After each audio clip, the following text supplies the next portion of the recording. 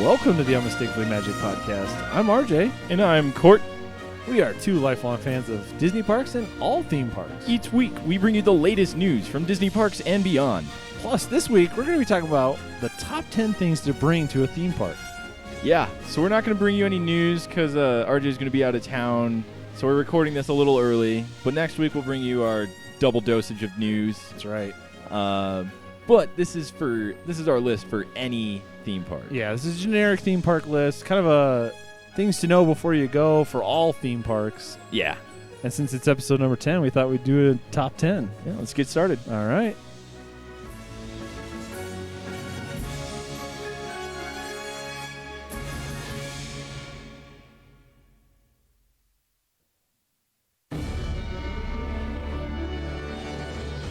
All right, like we said, we're bringing you the top 10 things to bring to a theme park. Any theme park. Any theme park.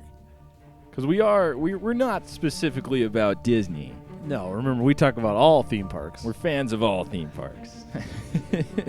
We should also preface, this list is probably not for those of you traveling with kids, although some of this will definitely apply no matter what.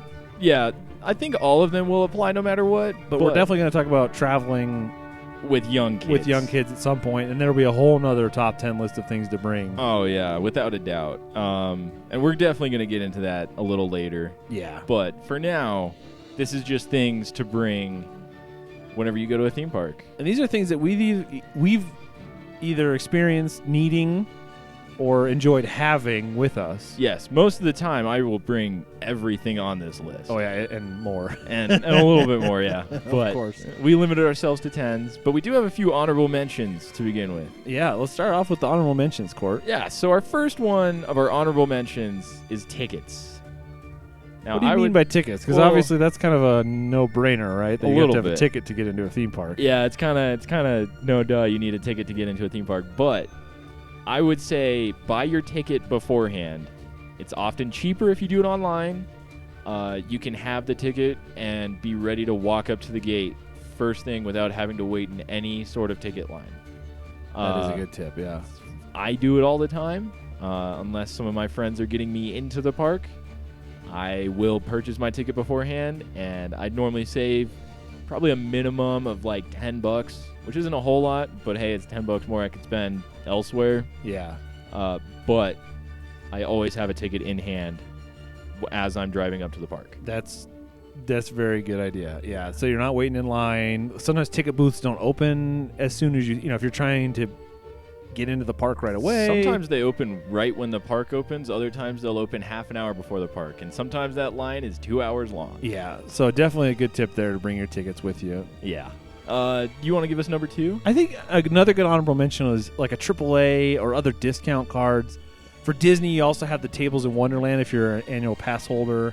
Over at Disney World, yeah. Or at Disney World.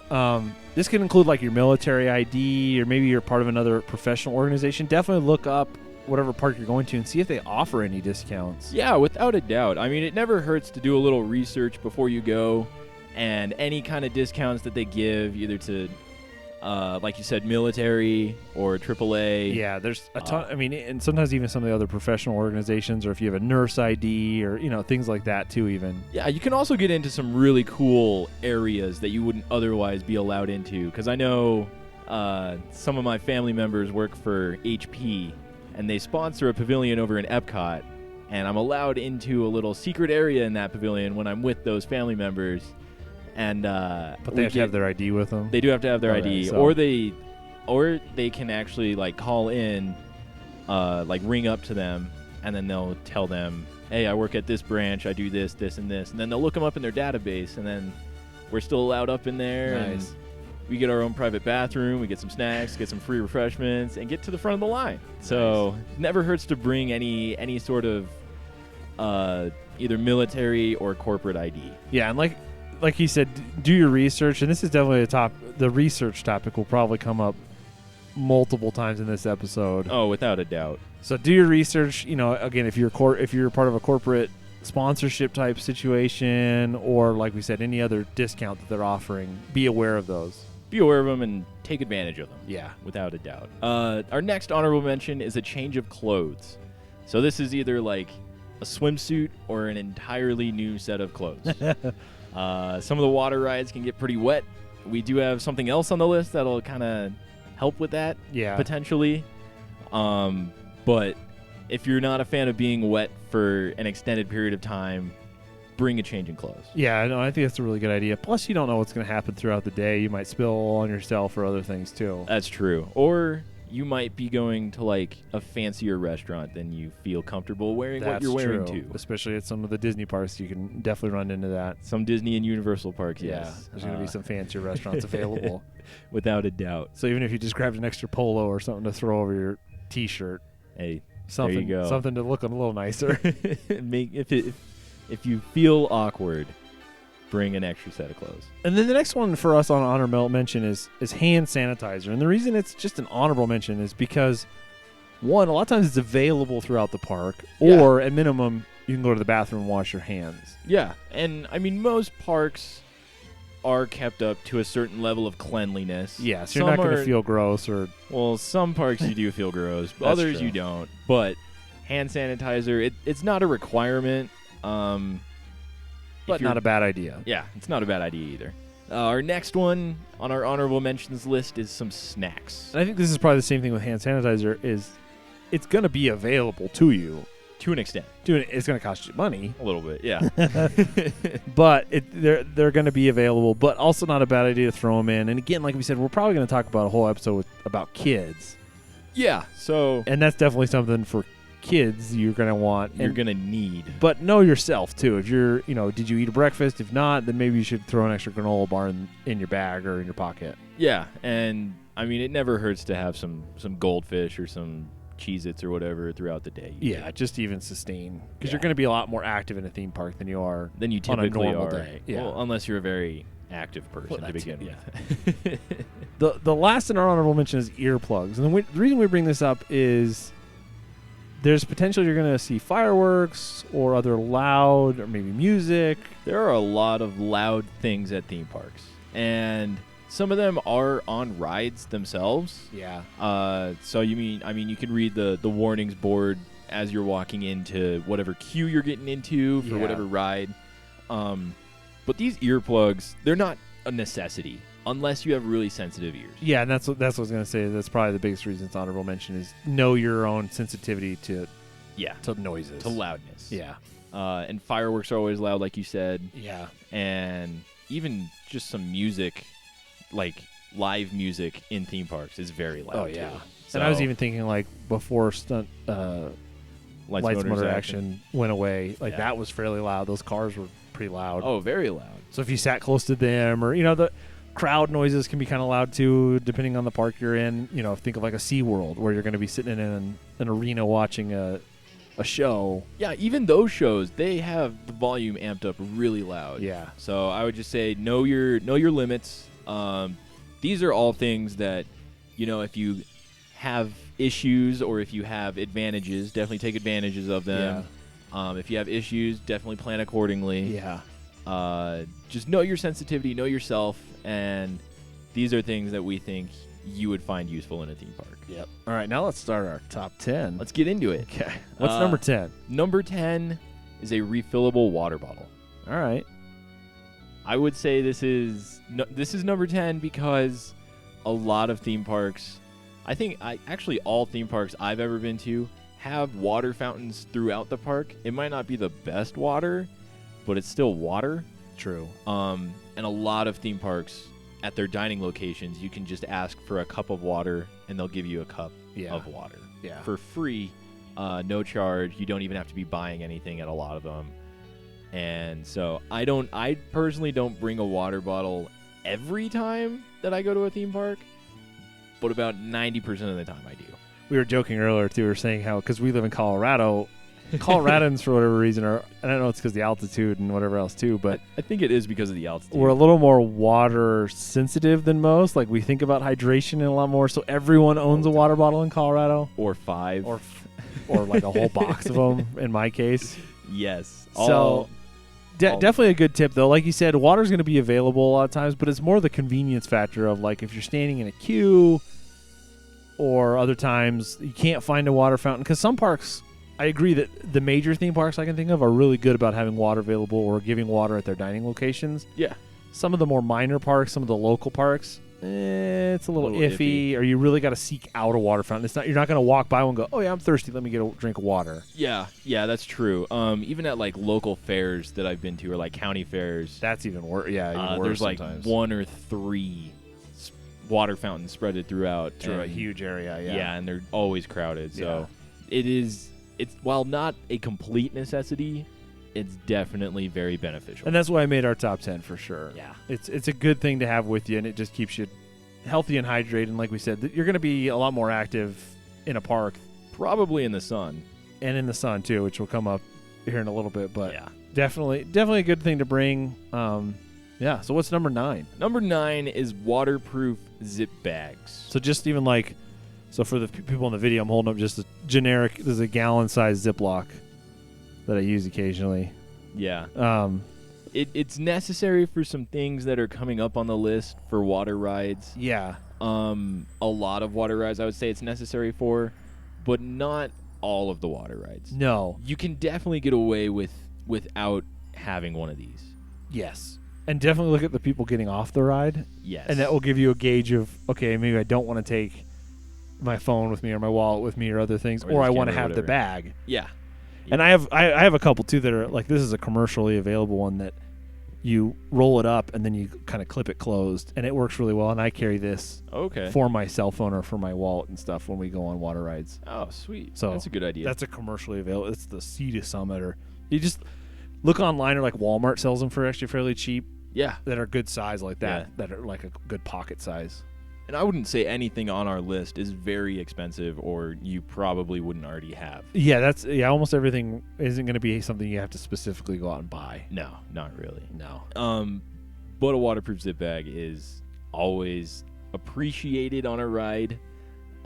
Sometimes you can get away with just a backpack, which is coming up a little later, has enough protection.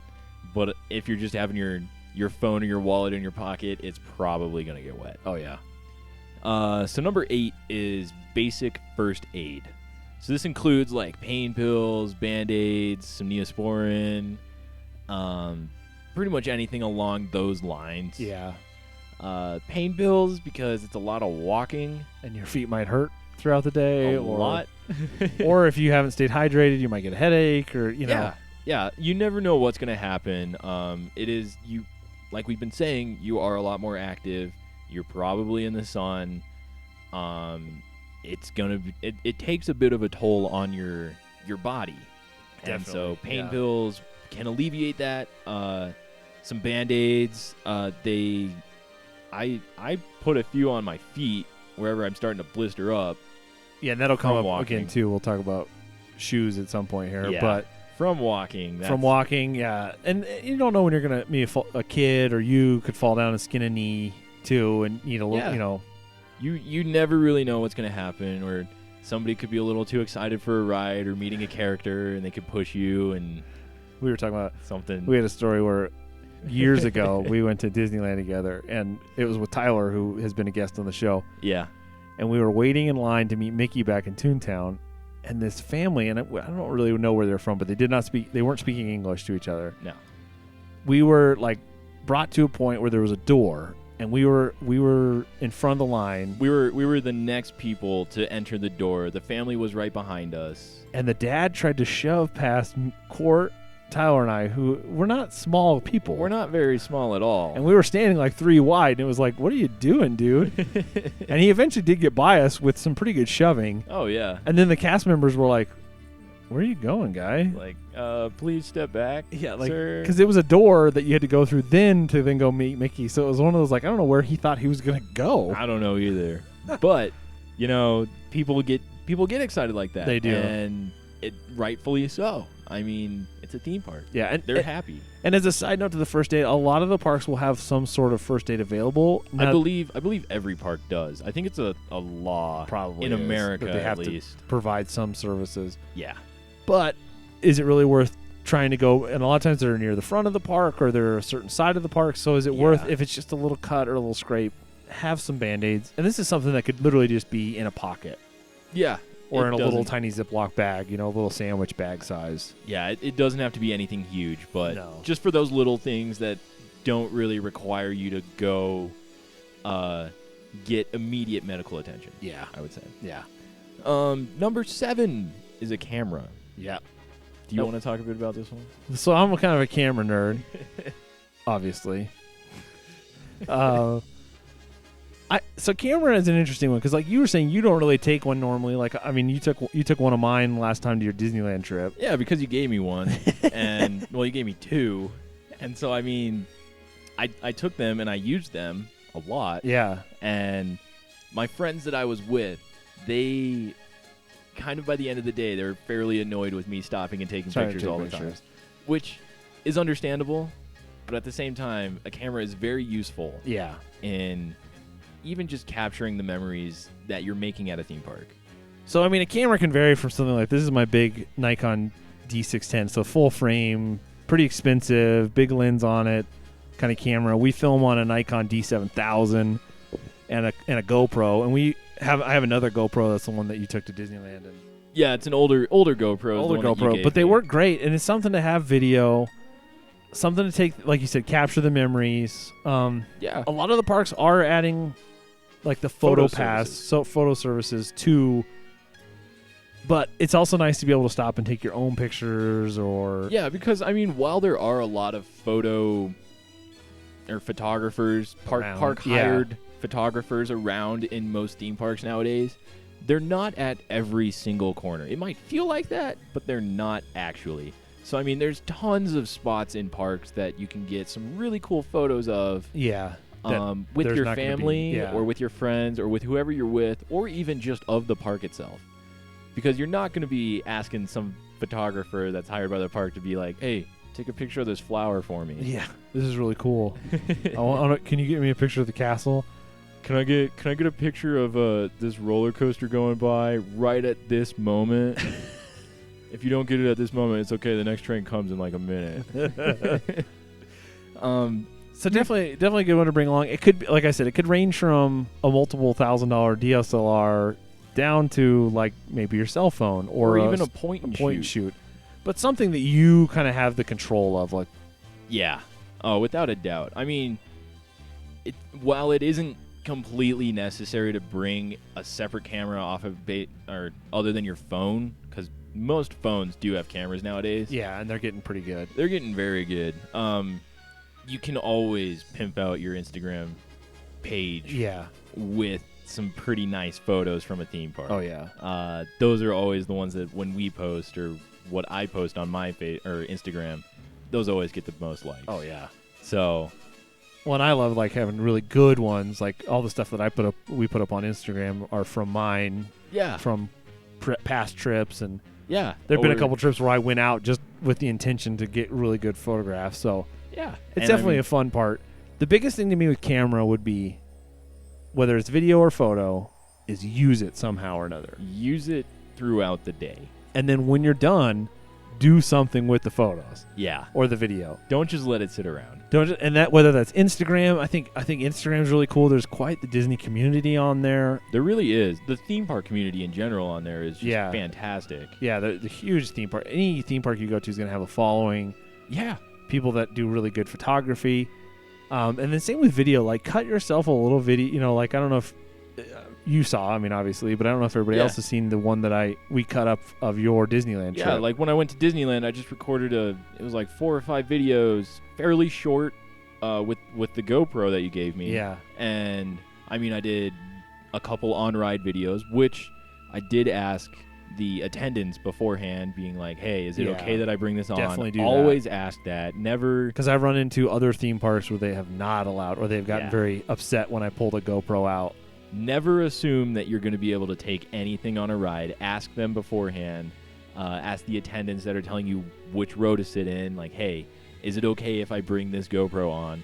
Typically, if it has a wrist strap, then you're good to go, and the wrist strap is around your wrist. I know for a lot of water parks, they require a chest mount to get on, like, water slide POVs, which makes sense. Yeah, perfect sense. Yeah. But I would double check. I would do a little bit of research beforehand as well if you're planning on taking a lot of videos. Yeah. Especially on-ride videos. But if you're going to do it, do something with it. Yeah, be aware of the rules. Obviously Disney's banned selfie sticks. I'm sure other parks are following in pursuit. Yeah. Not many people are too happy about selfie sticks at theme parks. No, and it is kind of annoying. So be aware too of what gear you bring, what's allowed, because some parks do allow tripods. A lot do, but there are some that don't. Like Disney World or Disneyland, Tokyo does not. Really? You cannot have anything that even resembles a tripod. I didn't know that. And in fact, I heard a story of a photographer going and putting his camera on a trash can and getting told by a cast member, like, no. Seriously? So they're very particular about, like,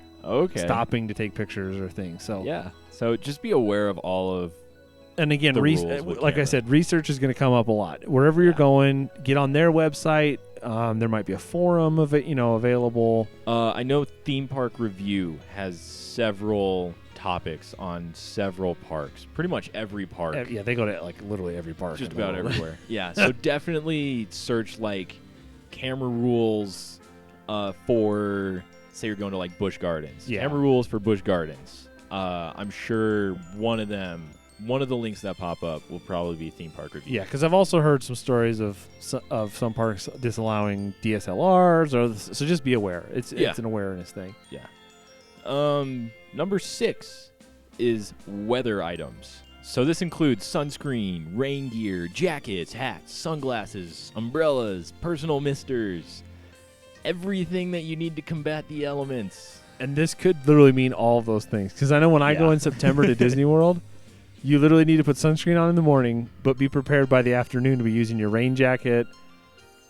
And then eventually you might need sunglasses, and you might need a hat, and just know the time of year that you're going. Again, research too. Yeah, if you're going to a city you don't live in, weather.com or one of those is going to be a great resource to tell you what the weather's going to be like that week and what historically is like. Yeah. Or even touring plans. That's true. They'll tell you, hey, this is what weather patterns have been the previous years. This is what to expect. Yeah. Although I have gone to theme parks and not brought any of these and been perfectly fine. Yeah. Because I went during a cooler, drier season. Or cloudier. Or cloudy season. Like, I've been to Disneyland in September when I haven't needed anything. Or I've also been to Disneyland in October when it was 108 degrees and I didn't need sunscreen and a mister would have been great. Yeah, because I've been to Disneyland a couple times in December. Yeah. And through the day is fine, but as soon as the sun goes down, it gets cold. You're going to need a hoodie or a jacket, So, again, just be aware of the elements.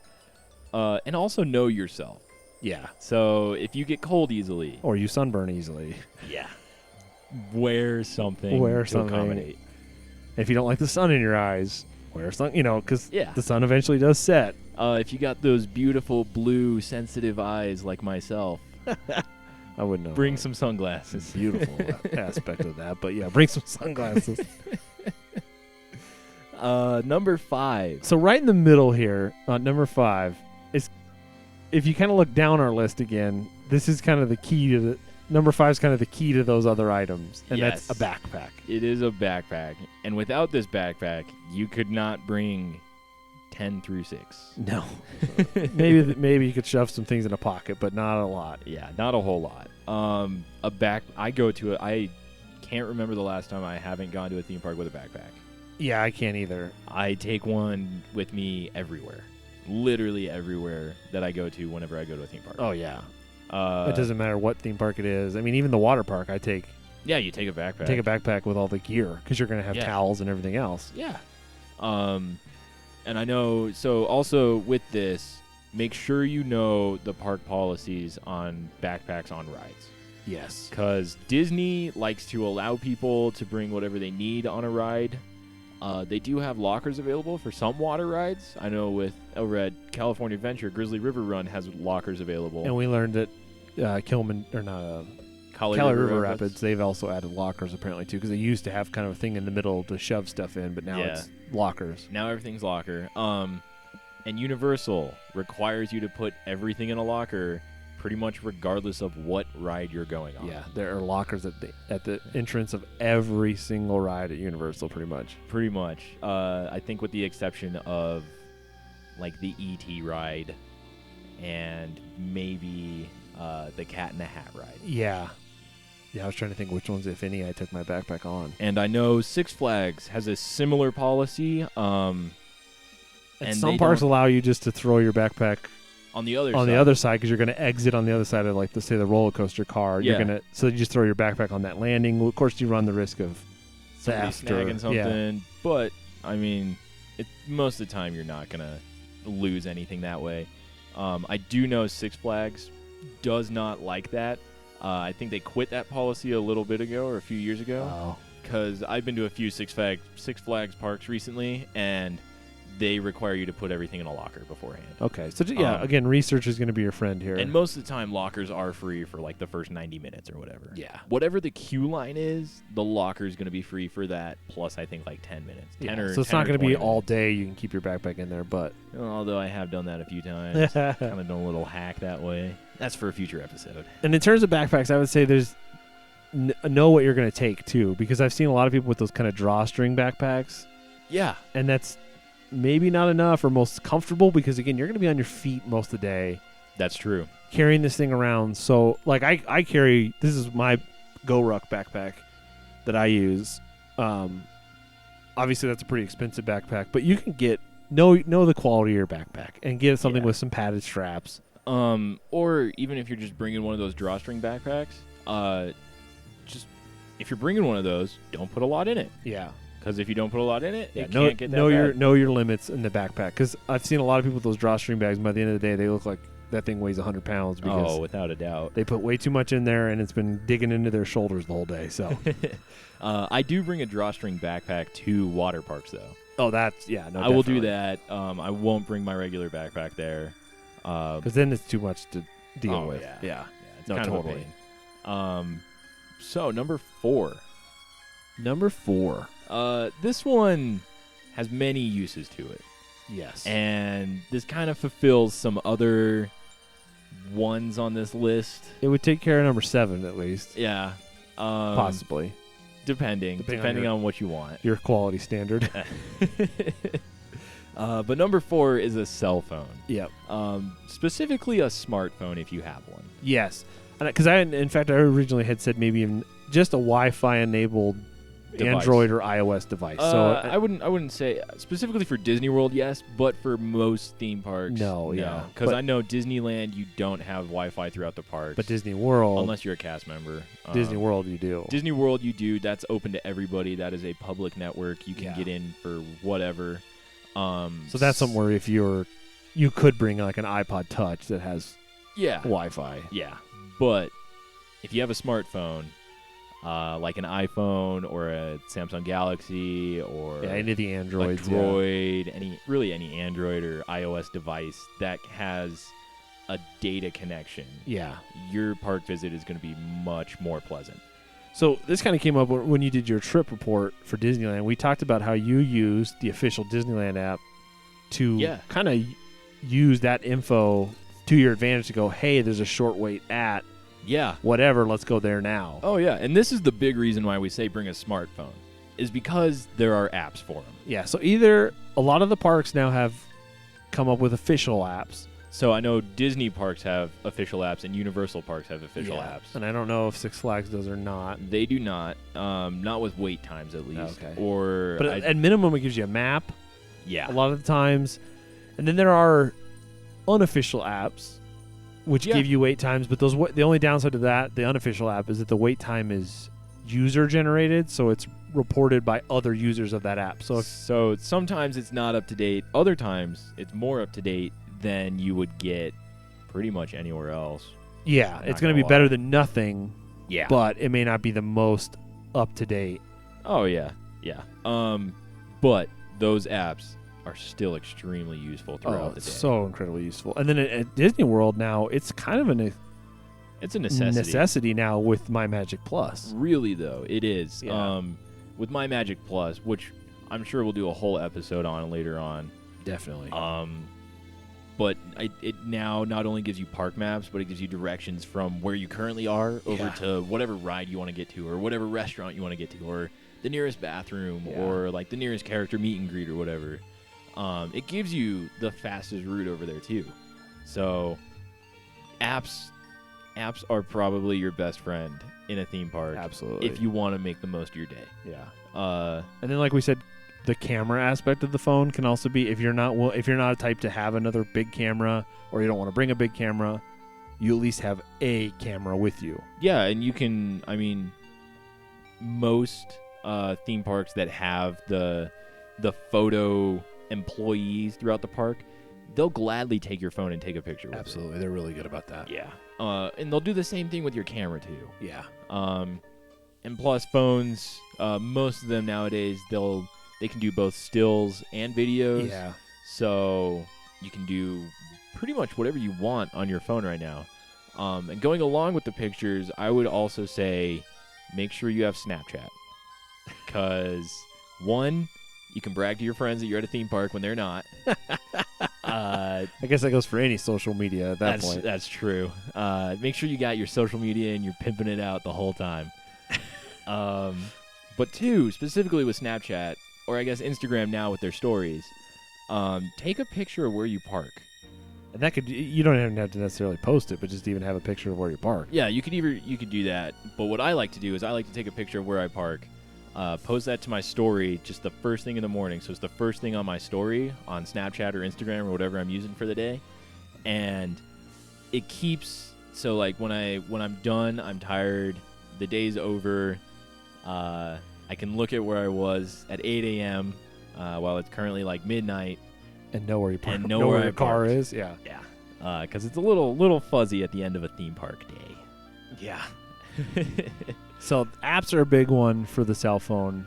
Yeah. I think, too, the communication, if you have multiple family or friends that you're with, being able to call them or find them in a busy theme park is huge, too. That's always helpful. Even if you're like, all right, me and my little brother are going to go over to, say, Kilimanjaro Safaris. Yeah. While my mom and my dad go and ride Kali River Rapids. Yeah.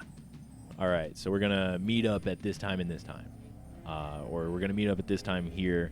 If that doesn't happen by this time, text me or call me, and we'll figure out where we're at. No, I think the communication's big, too. So a smartphone's not totally necessary, but it is it's very helpful. Definitely beneficial. 100%. I use it throughout the day when I'm there. Yeah. Which is the good reason for number 3 to be on our list. So number 3 is, they have different names, because we even Googled it to kind of see, and they came up under every name we could think of. And it's the portable cell phone charger. Yes. Sometimes it's called a battery pack. Sometimes it's called, and it depends fuel rod. Fuel rod. And some of those are brand names. Power rod. Basically, it's a battery that's rechargeable and it has somewhere on it a USB output. Yes. So you can charge anything that charges via USB, whether that be a cell phone, camera, or like the GoPros charge off USB. So if you needed to, you could charge your GoPro. Granted, my big camera charges off a big old battery, but a lot of the other cameras are now charging off USB. So gives you the advantage to recharge things throughout the day. Yeah. If you're going on because I know last time that I went to Disneyland, we were talking about this before the show. I used the portable power charger, but I didn't use it for the GoPro like you thought I would. Yeah, I gave it to you for the GoPro because the GoPro's battery's meh. It's kind of iffy. Yeah. But we were standing in line for Small World, and I was on my phone, and I noticed that it was at like 5%. So I plugged my phone into there. And by the time I got off of Small World, it was back up to like 25, 30%. Nice. So, and there's even bigger ones. I mean, that was a fairly small one. There's bigger ones that charge faster or speed chargers or whatever else too. And they're also relatively cheap. I know you can find some for like $5 or $10. A decent one will probably run you about 15. I've even seen somewhere like at trade shows they're giving them away and stuff now. Yeah, a lot of them are. But they're kind of cheesy or cheap. Yeah, so definitely something. And then the other thing is, like we reported, Disney World's now adding kiosks that sell those. Yeah, and the big benefit there is if you buy one from them and then exchange, they'll do an exchange system. Yeah, and it's not just there; they also have them at. I know they have them at MCO, and at I believe it's Cincinnati's airport as well. Got a random too. Which is a little random. Orlando Airport and Cincinnati. Yeah. I know those two. But I mean it's beneficial because, like you said, you purchase one and then you exchange it for a fully charged one later on. And you can do that as many times as you need. Which is awesome. Which is very great. Or you can recharge it yourself, or Yeah, and you can use it whenever. It's still rechargeable, and they still give you the cable that you need for it, and they give you some adapters with that one that'll put it onto, I believe, every device. I think it might not do kind of the GoPro device. Depends on the GoPro, because some of them are USB. The older ones are USB mini or whatever. Micro USBs. Now that one's micro USB. Okay, so I know. So the newer GoPros are micro USBs, which so is what a typical Android phone is going to be. Yeah, that's all. That's all Androids are micro USB. There's the other ones like USB 3. No, B or something like that. USB B. I don't know. It's something like that. And that's what that one that I gave you. So it takes its yeah. specific cord. So yeah. So some of the I don't know if it has an adapter for that. Probably not. But it has an adapter for old school iPhones.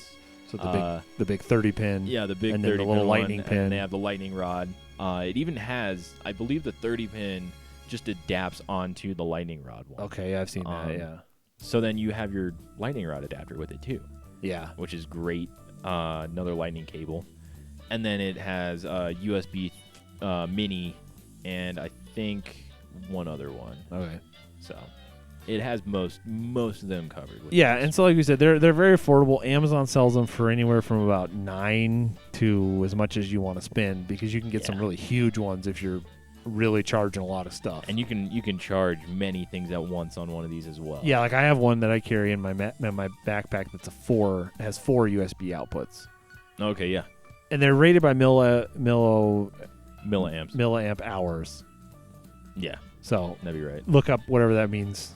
I don't know what that means. I can explain what it means, but it'd take a little bit. So depending on the size, you're going to get multiple charges or multiple devices that are charged or whatever. But yeah, and it's very useful because by the end of the day, your phone's dying or everybody else's phone in the So that's where having a big one would be a little nice. Yeah, hook up your friends and family. I do know throughout a lot of theme parks now they're starting to put in charging stations. I have noticed that too a lot more. So just be aware of that. I would always suggest to bring your charging cable for whatever phone you have. Yeah, because you might even find an outlet even too or something too. A lot of parks have open outlets too. Yeah. So just be aware of that. Do some research like we always say. Yeah. Because like we said, with cell phones being so prominent in the park now, with the apps and with the way you're going to use it through social media or pictures or all these other things, your phone's going to die. 100%. Pretty much guaranteed. The other little side note on the battery charger, one last note, would be like a charging case. It's always an option too. I had one of those. I really enjoyed it. It was a couple years ago. I went with some buddies around Christmas time for a friend's birthday, and my phone was the only one that survived that day because I had a charger. But the charger case, and by the end of the day, it was depleted. It was depleted, and my phone was starting to deplete again too. So yeah. So just be aware of how long you're going to be in a park and how much you're going to use. Because the other thing is we were tweeting and Instagramming the whole day. So live tweeting, live Instagramming. We had to come up with our own hashtag and everything. So yeah, just be aware of that. Something to throw in the bag, and some of them are small, some of them are big. So it just depends on kind of your load too. Yeah, without a doubt. So number 2 is 100% necessary. Yeah, I can't imagine. No, not having this. I made the mistake of not having this one time, and it was a rough day by about 3:00 in the afternoon. I can't imagine. By the end of the day, normally, even with this, I'm like, ugh. It feels so good to get off. So number 2, good walking shoes. Good walking shoes. You're gonna be on your feet all day for I think a minimum of about 8 hours. Yeah. Unless you're going to the park for only like 2 hours. And then you're going to be on your feet for 2 hours. For 2 hours. Yeah, probably. You're going to be on your feet minus the times you either choose to sit down or sit down to like eat dinner or lunch or something like that. Or you're on a ride. But good walking shoes are 100% a must. Yeah. My feet hurt even after a long day with good walking shoes. Yeah. By the end of a full Disney World trip, my feet are like, I need a break from this vacation. I'm gonna sit down all day. Yeah. Definitely. Yeah. Big one to have. Without a doubt. Yeah. I mean, it's so necessary, so helpful. Oh yeah. And even make sure that other people in your party have good walking shoes too. Yeah. Because if one person's a little grumpy, it can bring the whole trip down.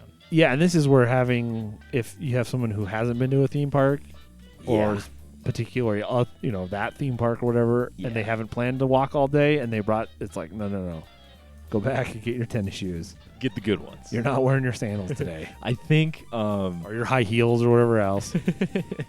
One of my friends, he currently works at Disneyland. He's never been to Disney World before. We're trying to figure out a trip over there.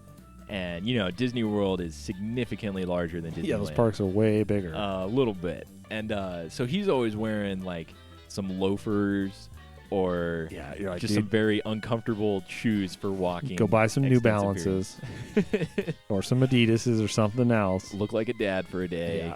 Yeah. Get over it, but it's going to be worth it. Otherwise, your feet are going to be dying. I am definitely going to tell him to buy a good pair of tennis shoes, a good pair of running shoes for when we go to Disney World. Oh, definitely. Without a doubt. Yeah. Because if he doesn't have that, he's going to be very miserable. Yeah. And he knows who he is. So if he doesn't have it the next time that we talk about this, we're going to have some issues. Yeah. Because it's number 2, dude. Come on, man. Number 2. It's number 2, dude. But I would say the only reason that walking shoes are number 2 is because it is a fixable problem. Yes. Number 1 isn't as fixable. No. It's kind of a pre-thing that you need to talk about, especially if you know that you have someone who's not very hyper or very active with theme parks. Yeah. Or very excited about going to a theme park. Well, and even just doing your research. Yeah, so number 1, so we can get into it here, is a good attitude. Yes. Without a doubt. I think this came up. I mean, there's a whole. This is, we're going to probably talk about this one for quite a while here. But this is a whole multitude of things. Is you're going to have. Do your research. That's the first thing. As we've said throughout the day, do your research wherever you're going. Know the park. Know how big it is. Yep. Know that you have good walking shoes. Yep. Like we said, number 2 is only number 2 because number 1 is kind of important. Yes. And recognize, you get excited for some attractions, but also recognize that they might not be running when you're there. Yeah, attractions break down. Things cost more money than you think they will. Theme parks are expensive. You're going to end up spending more money than you think you will because you're going to end up needing an extra bottle of water, or you're going to need, you're going to want a Gatorade, or you're going to want a snack. Yeah. Theme parks are a hobby for us. Yes. I think we can both agree to that. Yeah. And it's not a very cheap hobby either. No. No, not at all. Just be aware of pricing a little bit. Yeah. Because I've heard some stories of people going and they are flabbergasted when they get there and they realize how much it's going to cost them, 1, to be there. Yeah. And then 2, to eat or do anything else. And granted, Disney's kind of interesting that they don't do a lot of other things that cost money where a lot of other parks do, or they're, you're going to have that weird mix of I know around here, Elitch's has a few rides that are not included in a ticket price because they're special rides, or there's some hard ticket attractions. Yeah. But yeah, I mean, Disney doesn't do a whole lot of that. Universal doesn't do a whole lot of that. Even a lot of the Six Flags is hit or miss. Every now and then they'll you're going to find the bungee release thing where you sit in the orb and get launched into the atmosphere. The slingshot. Yeah. Things like that are going to cost. So just, again, this really, it kind of encompasses a lot of what we've been saying all day, which is do your research. Do your research, know what you're getting yourself into, and plan accordingly. Yeah. If you don't do that, you can potentially have a pretty bad day at a theme park. Yes. Which personally, I'd rather have a bad day at a theme park than a good day anywhere else. But that's just me. I'm with you on that too. But it does make a huge difference to know what you're going into. Yeah. And I mean, even if you've been there before, it's always hard shelling out that much money. Yeah. Especially if you're the one earning the money, and you're doing it for everybody else. Yeah. Just recognize that even if they don't say it, they are thankful, and just notice how big of a smile they have on their face. Yeah. Notice how much fun they're having. Appreciate it in that moment. And appreciate that these experiences you can't really get in any other form in the world, really. No. I don't know where else you can go 128 miles an hour, 45 stories into the air, other than Six Flags Great Adventure. Or crashing a car off the highway or something. I don't know. If you're going 128 miles an hour, 45 stories up in the air, man, You're doing something right. you're doing or very wrong. Yeah, definitely. I mean, I don't know. It's just it's. Yeah, I don't. There's a lot that goes on. Like we said, There's a ton. rides can close down. Things are going to cost more money than you think it will. The day's going to be longer than you think it will. It's going to be hotter than you think it's going to be. Or it's going to rain when Or you it's gonna don't think rain. it will. You're going to run out of something, or something's going to break. I mean, just all those things. So if you just go into it with a good attitude and keep your good attitude through the day, Yeah. it's going to make that's your the trip key. that much better. That's the key, is keeping your good attitude throughout the day. Because, I mean, I've had some experiences where I've gone with some people, and whenever we bought food, they were very upset, noticeably upset after we purchased it. And I'm like, hey, it's a theme park. I know. It's almost as expensive as movie food, like or more. Some are sometimes, more yeah. expensive, but I mean, just recognize that you're gonna spend money. You're gonna things aren't gonna go your way. Things aren't gonna go as planned. Yeah, if you go in assuming there's a dollar menu at the cafes or whatever, you're gonna be upset. Newsflash: I don't know any theme park that gives dollar food except for like SeaWorld when they had that promotion going on. I know, and we were talking about how it'd be totally Dollar worth popcorn. going for that. Yeah, just for that because it was so cheap. I think research is probably the biggest way to combat this. The second way would be to keep your good attitude throughout the day, or and just also recognize that a lot of theme parks, the people that work there are doing the best they can. Yeah. Because I know specifically at Disney, whenever attraction breaks down while you're on it, they'll give you a fast pass to ride whatever ride you want. Pretty much any ride except for like the newest one that's there, if it just opened that year. I know Universal has a similar policy where if a ride breaks down and you have whatever their fast pass is, their fast lane. Yeah.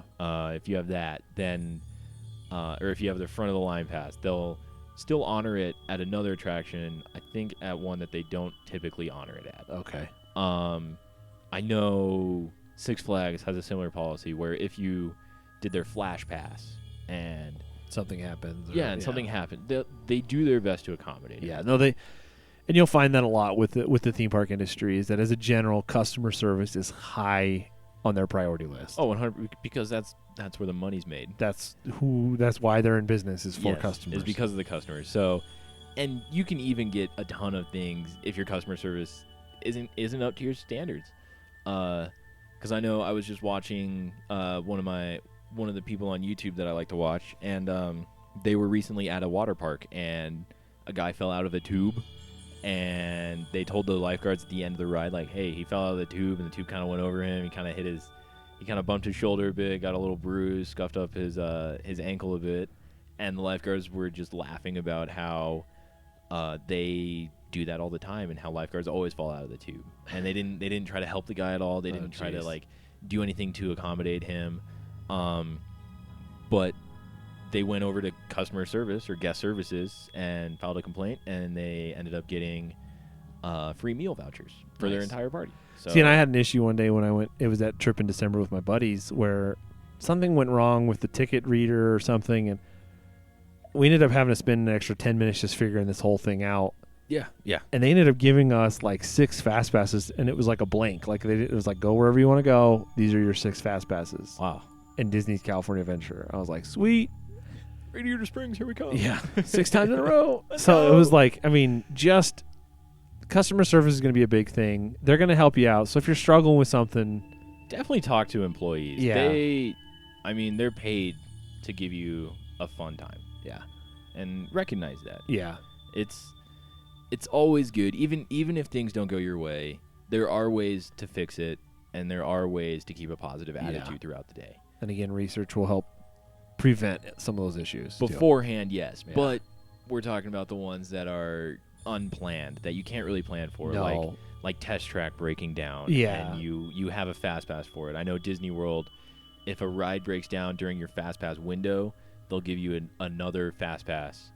I know in their tiered system, it's always a tier 1. Yeah. Otherwise, it's whatever ride you want. Okay. So you can get whatever ride you want if one of your rides breaks down. They take care of them, their customers. And so this good attitude, I want to emphasize that this is our number one. This is our number one because if someone in your party doesn't have a good attitude, or at least keeps their bad attitude to themselves, it can really bring down the whole time. No, I think it's really vital, and again, that's why for us as theme park enthusiasts, number one is definitely a good attitude. Yeah, and it's kind of hard for us to not have a good attitude when we're going to the theme park because we are so thrilled to be there. But we like it so much. I definitely have seen the effects of someone who doesn't have a good attitude, and I don't enjoy it. And so, again, that's why number one. And I think looking back at our list, a lot of those things help with number one too, because if you're comfortable in terms of weather and your feet aren't hurting and you can take care of the minor boo-boos and you have a cell phone and you're staying hydrated and maybe you brought some snacks like we said in our honorable mentions, all those things are going to also lead to that good attitude remaining throughout the day. Yeah, it's a little easier to have a good attitude when you're comfortable and everybody else in your party's comfortable. Yeah. So yeah, the good attitude. The good attitude, number one. Is number one. Absolutely. Always helpful. For everything. Well, you have anything else you want to add to top 10? I think that just about does it. All right.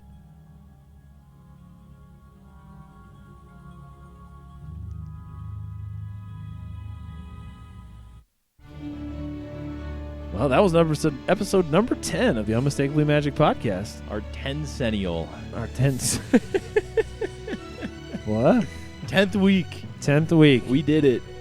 And good top 10. It was a good discussion. It was kind of fun to do a good top 10 talking about theme parks in general. And oh, yeah. I mean, it's always nice when we get to bring in other parks because we have been talking about Disney World and Disney in general for so long. Yeah, because we just did a bunch of episodes on Disney. I think 9 of our last 10 episodes. Definitely. 8 of our last 10 were Disney. Yeah. So it's always refreshing to bring in some other parks, other companies into there. Yeah. And I think this is the start of a little bit of a break from Disney. I think so, yeah. And we'll jump into some other topics, some other theme parks. Yeah, we might do something else a little fun like this. Well, we appreciate every one of you that's been listening for now 10 episodes. 10 weeks. Those of you who have been with us since the beginning. Wade. You're number one. We love you, Wade. Don't forget to check out our social media, Unmistakably Mag on Twitter, Unmistakably Magic on Instagram. We, of course, post pictures and a little snippet of the episode, something funny we talk. I don't know what I'm going to put up this week. But who knows? You always find something. Facebook.com, Unmistakably Magic. Unmistakablymagic.spreadshirt.com. That's right. Someday we'll get some of these new designs up. I think I have time on Thursday. Okay, good. Thursday. This week, Thursday. So by the time this episode airs, they should be up. Please email us questions, comments, concerns, show ideas, whatever you want to hear. I mean, if you have something you would have put on your 10, we'd love to hear that. If you had something that you love to take to theme parks, because we're always looking for new ideas too for our own. Yeah, without a doubt. Even leave something in the comments below if you're watching on YouTube or if SoundCloud you're listening or whatever too. Yeah, on SoundCloud, leave a comment. iTunes, go ahead and email us. Yeah, unmistakablymagic@gmail. Speaking of iTunes, please, leave us a review. It helps us immensely. Gets us up there in the charts, and yeah, it's always helpful. We got to be better than those unmistakably Star Wars guys. Speaking of our friends over at Unmistakably Star Wars, don't forget to check them out. Always good. They recently, I think they just released it today. I haven't had a chance to listen to it yet because it's Tuesday, and we normally record on Saturday. On Saturday or Friday, yeah. But they recently just released a podcast about giving the prequels another chance. Ooh. Seeing if they're better or not. I should listen to that because I'm pretty rough on those prequels. I'm excited. I want to listen to it really bad. Yeah. All right.